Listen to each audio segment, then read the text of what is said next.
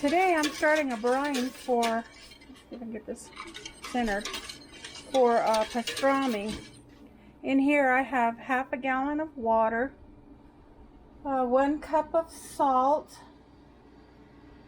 a half a cup of brown sugar, 2 teaspoons of curing salt. And we're heating this up to a boil. Basically, I'm just kind of get everything dissolved real good. And in here I have some pickling spice and some garlic. I'm also going to add a few extra bay leaves to it. Flakes, because this mix didn't have a whole lot. Sorry, I put in there you go. Put in some extra crushed bay leaves, and I'm gonna put that in there and stir that in. I know it didn't quite come to a boil, but I've had good luck with that, so do that. Ooh, steaming it up there. Okay, let that set for a minute or so. I can really smell it. Okay, so now I'm going to pour in. Here you go. It's ice water because I'm going to cool it down. Oh, keep steaming you up, don't I? Okay, and we'll let this cool down, and then when we get ready to do the next bit, I will come back and show you what we're doing. Thank you. Here's the brisket we bought, and Mike's trimming off the fat.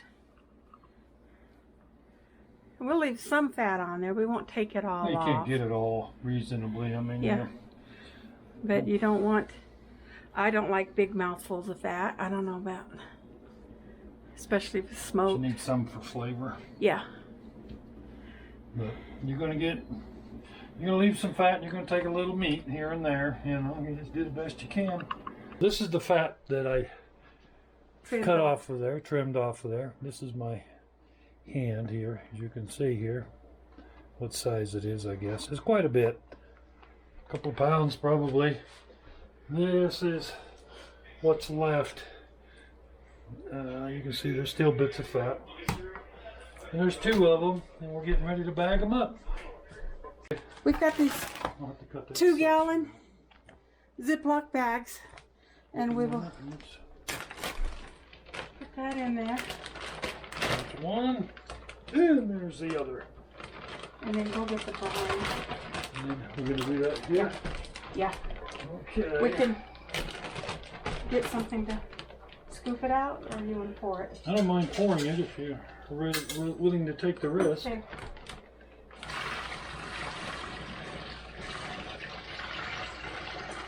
Oh, it's all going to go.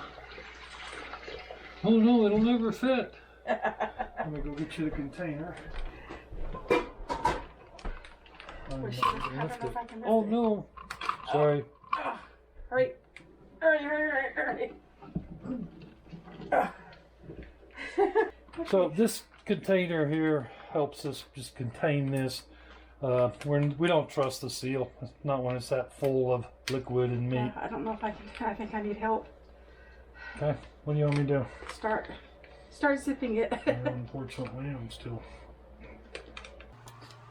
Yeah, I don't think it's. I think go up on that side now. Yeah, I think we got too much. Maybe too much liquid in there. You can see it's a fight. You get it? Yeah, it's stuck out of my hands. No, it's stuck out of my hands because they're not gonna wash. Be back in a minute. Okay, here we go. We're recording here again. Yeah. So we got this sealed, but as you can see, I mean, this is really stuffed full. And I used to seal it. I just took this here and did that and got it sealed. It's a little risky putting it in the. Yeah, we may have to take some of the liquid out.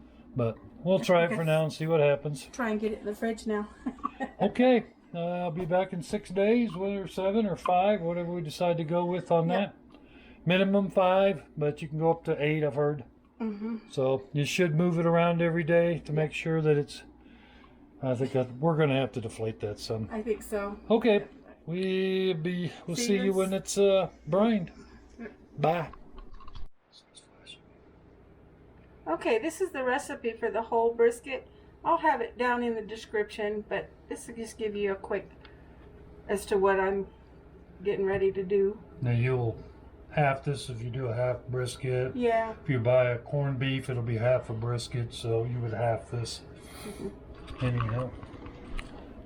Okay, like I said, it says we're going to start with half cup of coarse ground pepper. Now you make this however coarse you like it. We tried the first time, we didn't hardly break it up at all, and it was too coarse. There's too many chunks of pepper. Yeah, there is some chunks of pepper in here, but yeah, you want some. Pastrami has. Yeah, and then quarter cup of brown sugar. This is 1/8 of a cup. Excuse my reach. Sorry. Anyhow, we'll be back here when she gets us all mixed together. Okay, here's my rub mix. There are some pretty good sized chunks of pepper in there still, but they're supposed to be. Okay, so we got the rub ready to go. I've been drying off the meat with paper towels, and it doesn't hurt to be a little slow here because your meat coming to room temperature will actually help too. So our next step then will be to put the rub on the meat. And we're going to use this pan to contain it so that we don't end up getting it everywhere. I'm going to have to set you down because I need 2 hands on this meat. Get the paper off. Okay. Are you going to? I need to dry here just a little bit. Are you going to put rub on the pan or just put it on the meat and then turn it over? Okay. There's your first piece. Let me bring you up closer here. She does that. So she's just spreading it around. It's like putting rub on pretty much anything you smoke or barbecue that you use a rub on. And just spread it on there and get it on there. Keeping in mind that, you know, we have a whole brisket, so you don't want to get too generous at first when we get towards the end and see how much we have left over. We'll go back and recoat everything. If you have anything like this, you need to get in underneath all of the cuts and everything. Yeah, this was a rather fatty piece, so by the time I could get all of the fat off, it left some for some interesting, shall we say, cuts in it. Anyhow, we'll be back when we get all the pieces coated. Okay, she's finishing up now on the last piece. Now, you notice we've cut ours into 3 pieces. This little piece here we cut into it because it was just hanging by a little bit, but the fat went between it and the main body. So anyhow, we ended up with 3 pieces. Now we had to cut into 2 pieces at least because it won't fit on our smoker otherwise. So if you have a Oklahoma style smoker with the, you know, the side fire box and what have you, or just a big smoker, you can leave the brisket whole, which is probably the preferred way. But if you're using one, I think mine's called a 26-inch electric smoker, so I have to cut them down to fit. Actually, I'm going to go out. We're going to stop this here for a moment, and I'll be back with the grates that we're going to be putting this on to go into the smoker, and I'll be right back. Okay, there's my smoking grates. We're going to put the biggest piece on the one, and then we're going to get this one here ready on the second one. And I mean, this will be a full load on my smoker. Well, it's actually got 3 shelves, but I use the bottom shelf as a tray. I put a tray on it to catch all the grease and the fat so it doesn't fall down onto the electric heating element that kind of burns it out when you get a buildup of that on it. Okay, so we're going to go into the smoker with these. I'm going to turn it on, run it about 225 to 240, somewhere in that range. And then we will keep an eye on it. In about 6 hours, the meat temperature will be to 165. At that time, we will then wrap them in aluminum or butcher paper. I've got both, so I haven't decided which I'm going to use yet. And then continue cooking until they get to 205 degrees. I will come back occasionally, show you how it's going. All right? Bye. Now that The meat's getting up to temperature up around 165. We're going to go ahead and wrap it. Start with this small piece first. There's nothing fancy about how you wrap it. You just want it well wrapped here. This whole paper will actually turn into one big grease mess by the time it's done. I don't really want that on the counter, so let me help you. And we'll cut the next piece of butcher paper. Oh, that's more than enough.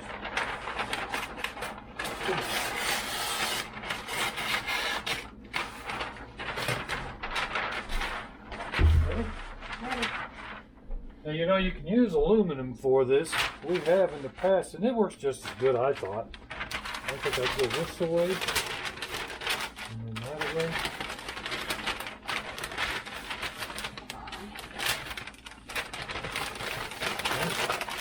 And then hold both of those the same direction so that when I lay it in there, it'll hold it like that.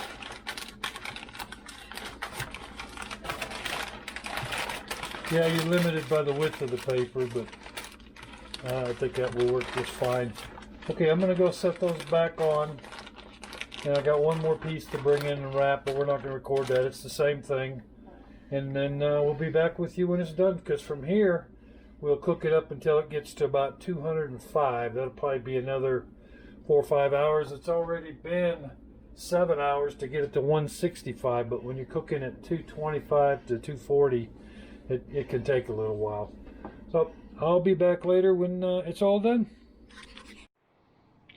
Okay, it's done. We're at 205 with my sensor here. I'll show you what it looks like.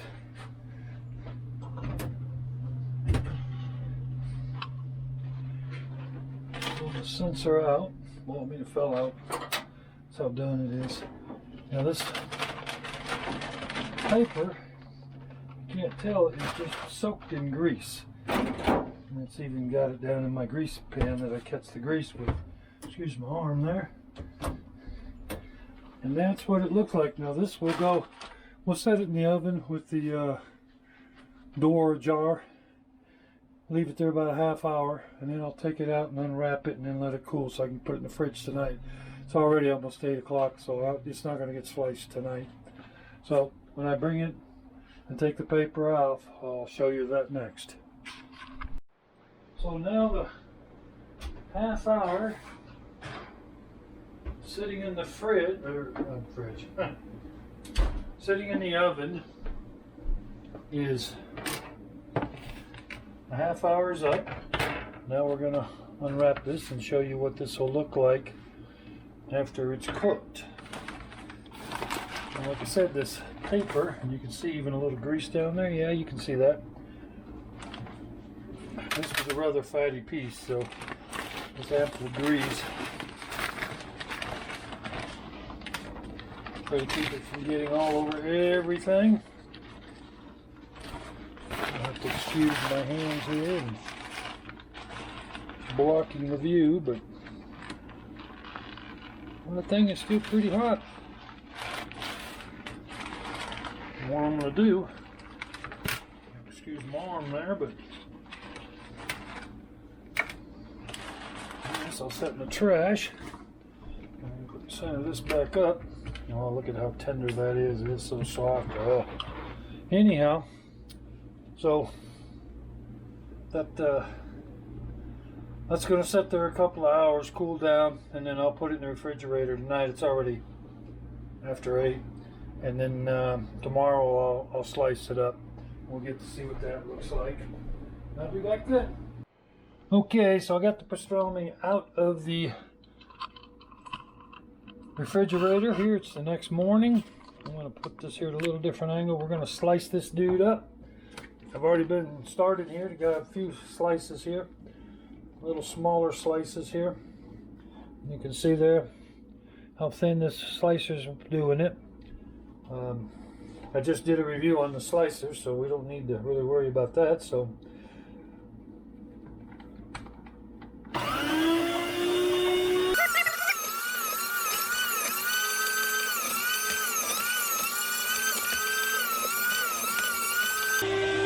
okay, so there you go. turn this kind of noisy thing off. And there you go. I'm just now starting to get down big enough. I'll have some really nice slices going. And that's our pastrami. So I'll check with you later. Make another video later. Hope you all have a great day. May the Lord bless you. Bye bye.